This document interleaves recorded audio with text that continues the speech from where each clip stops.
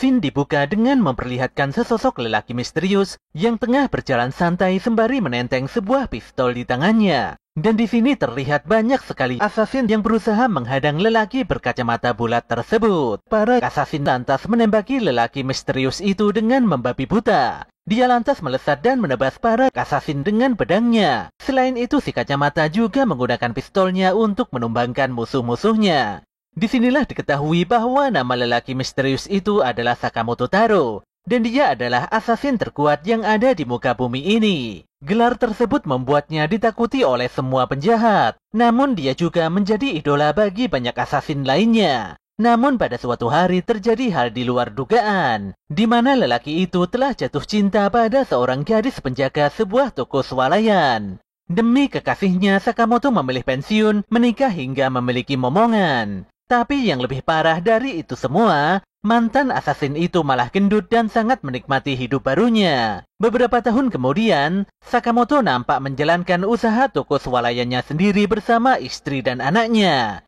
Saat itu ada seorang bocah yang bermain di tokonya. Tapi bocil tersebut tidak sengaja menjatuhkan tinta dari dalam tasnya hingga mengenai celana seorang lelaki berandal. Tentu saja lelaki itu ngamuk dan hendak menghajar si bocah. Untungnya Sakamoto segera bertindak dan menghentikan tindakan ngawur tersebut. Tanpa disangka muncul seorang pemuda yang telah menyaksikan dan mengamati semua tindakan Sakamoto. Dia lantas memperkenalkan dirinya yang bernama Shin Asakura. Shin adalah seorang esper yang bisa membaca pikiran seseorang. Tapi detik itu juga Sakamoto langsung menghajar Shin dengan parah. Nyatanya itu hanyalah angan-angan Sakamoto yang tentu saja membuat Shin sangat terkejut. Shin pun berusaha mengingatkan Sakamoto, serta menjelaskan bahwa dia adalah bawahan Sakamoto dulu. Keduanya pun duduk santai di depan toko. Dia pun meminta Sakamoto untuk kembali menjadi assassin. Tapi Sakamoto menolak dan dia tidak sudi kembali jadi assassin. Tentu saja jawaban itu benar-benar membuat Shin sangat kesal. Saat Shin hendak merokok, tanpa disangka Sakamoto langsung memotong rokok itu dengan sebuah cutter. Sakamoto mengingatkan Shin agar tidak merokok di tokonya. Tentu saja Shin sangat kaget melihat gerakan tangan Sakamoto yang sangat cepat. Sesaat kemudian seorang lelaki meminta bantuan Sakamoto. Awalnya Shin mengira kalau Sakamoto tengah menyamar jadi warga sipil dan diam-diam menerima tawaran sebagai tukang pukul. Namun pikirannya salah besar, karena Sakamoto hanya dimintai bantuan untuk memotong pohon dan pekerjaan-pekerjaan suruhan sepele lainnya. Shin pun agak kecewa dan menilai kalau Sakamoto tidak keren sama sekali. Dia lantas menerima telepon dari bosnya, di mana si bos bertanya apakah Shin berhasil membujuk Sakamoto. Dia pun berkata bahwa Sakamoto telah melanggar aturan organisasi. Oleh karena itulah Sakamoto harus dihabisi. Shin lantas menutup teleponnya, dan dia tidak ada pilihan lain selain menuruti permintaan si bos. Sejujurnya dia sama sekali tidak ingin membasmi Sakamoto. Namun pada akhirnya orang lain pasti akan melakukan itu. Shin langsung mendatangi Sakamoto di tokonya. Detik itu juga Shin menembaki Sakamoto dengan serius.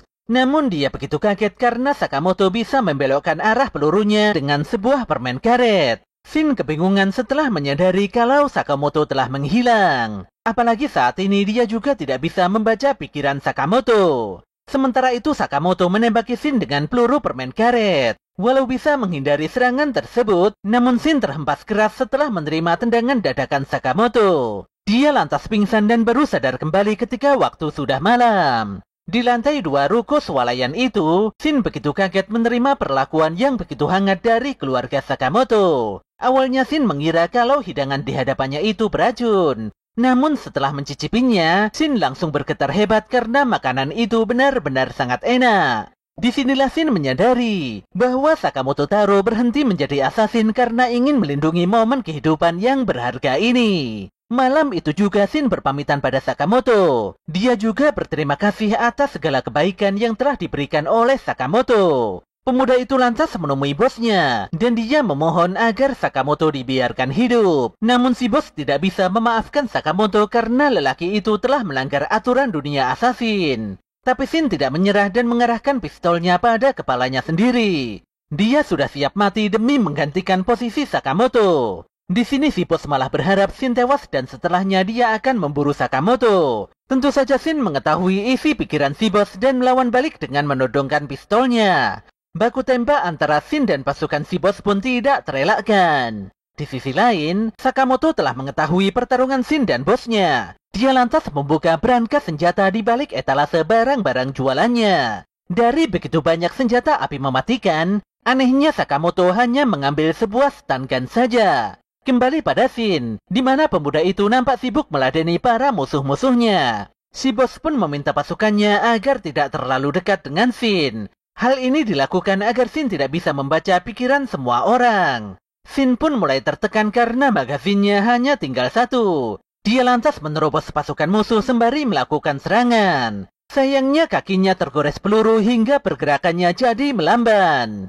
Pemuda itu pun tidak berkutik saat 3 orang musuh menodongkan pistol padanya. Untungnya detik itu juga Sakamoto datang dan melumpuhkan 3 orang tersebut dengan stun gun-nya. Si bos pun memerintahkan semua anak buahnya untuk menghabisi Sakamoto. Namun Sakamoto sangat kuat, dan dia mampu mengalahkan semua musuh dengan jurus taijutsunya. Sakamoto melumpuhkan semua musuh di hadapannya tanpa membuat mereka meregang nyawa. Sakamoto bisa mengetahui lokasi Shin karena dia sudah menanamkan sebuah alat penyadap pada pistolnya Shin. Shin pun memutuskan pergi dari kota ini sesegera mungkin. Tapi Sakamoto malah melemparkan celemeknya dan meminta Shin bekerja di minimarketnya. Jelas saja Shin sangat kaget dan tidak sanggup berkata-kata. Hingga pagi menjelang, Shin masih terlihat bingung mengapa dia menerima tawaran Sakamoto. Aoi dan Hana nampak sangat senang karena Shin mau bekerja di tempat ini. Berkat kemampuan espernya, Shin bisa membantu para pelanggannya dalam menemukan barang-barang yang hendak dibeli.